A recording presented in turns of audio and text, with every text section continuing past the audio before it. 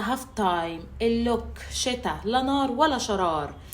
السبع علامات اللي انا هقولها في الريل ده بيعملها الراجل وبيغفلك بيها قبل ما هيخونك.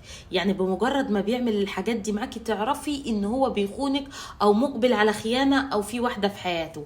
بسم الله الرحمن الرحيم. في بداية الريل وي دونت هاف تايم، اللوك فظيع فظيع. اللوك اول حركة بيعملها الراجل لما يكون هيغفلك وبيحب واحدة او بيسيبك او بيخونك، بيختار اقل حاجة عشان يتشاكل معاكي فيها.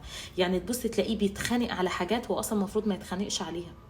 حاجات غريبة لدرجة تقولي ده متخلف ولا ايه. هو مش متخلف، هو بيتلكك لك، بيتحجج لك. يعني لو مرتبط بيكي، ايه ده انت اونلاين ومش بعتلي؟ طب سلام، بلوك.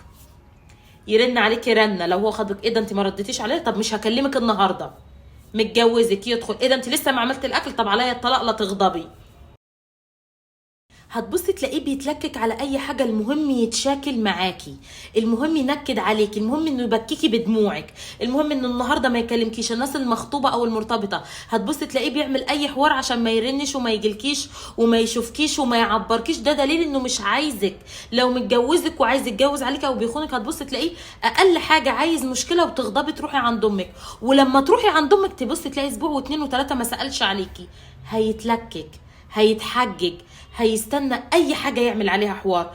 ده لما يكون الراجل مقبل على في واحدة او عايز يتجوز او بيكلم واحدة. نيجي بقى الرقم 2، حريص حرص فظيع على الموبايل بتاعه. هتبصي فجأة تلاقيه بيخبي موبايله، الموبايل على طول سايلنت، الموبايل على طول على وشه، الموبايل على طول خاصية، الموبايل على طول مغلق وهو بره البيت او هو مش موجود معاكي. الموبايل هيبقى طول الوقت كده في نوش في الموضوع ده. نركز مع بعض، الكلام اللي بقوله ده بفلوس.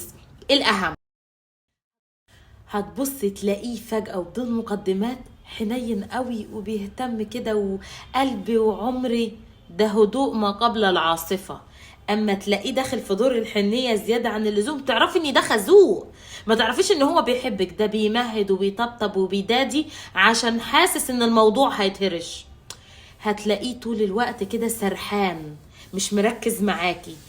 تركزي بقى اكتر، هتلاقيه قيس فجأة بيهتم بمظهره الخارجي. تبص تلاقيه راح اشترى لبس، بيغير في البرفيوم، بيرش برفيوم وهو نازل زيادة، مركز قوي مع الموبايل والنوتيفيكيشن.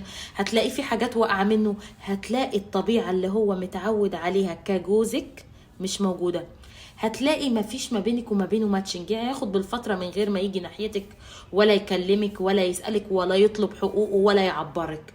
الخازوق ده تعرفي عاجلا آجلا ان جوزك بيغفلك وهيتجوز او بيخونك. شير الفيديو.